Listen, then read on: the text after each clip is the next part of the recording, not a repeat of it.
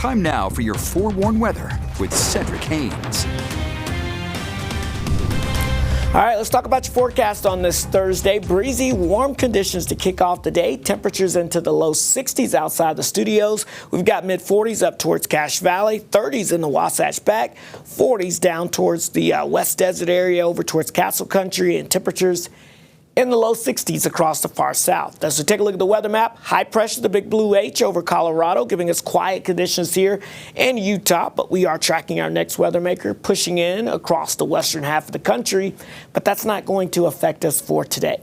Along the Wasatch Front, we'll be in the low to mid 80s for highs, very warm conditions, well above average for us, but lots of sunshine. Get outside and enjoy that. Maybe a great day to head up to the mountains and check out some of that fall foliage before our fall-like storm arrives as we go into the weekend. Otherwise, high temperatures approaching 90 in southwest Utah, sunny and hot conditions expected across the area.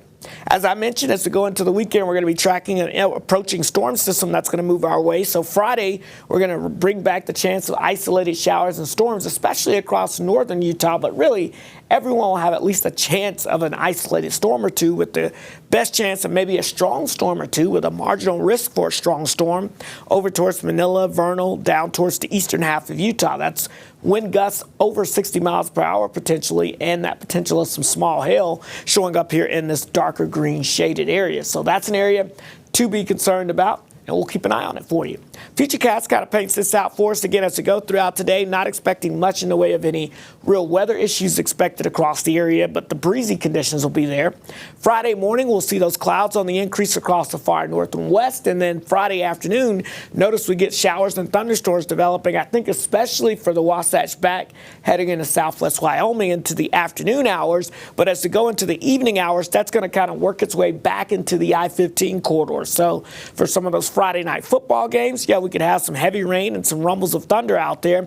I think a better chance of rain as we get that northwesterly flow Friday night into Saturday across the Wasatch Front. And also notice that's when our mountain locations could see some snowfall taking place overnight Friday into early Saturday morning.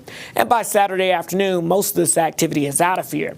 Again, we could see some minor accumulations above 9,000 feet when it comes to some snowfall in some of our northern and central mountains, but also some decent rainfall totals, 1/2 inch to 3/4 of an inch across the northern half of the state. 89 in St. George, breezy sunshine, windy conditions Friday with a few clouds.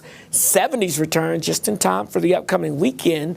The Wasatch Front, low 80s for today, will be near 80 on Friday with those isolated afternoon storms turning into widespread showers and storms Friday night into Saturday morning.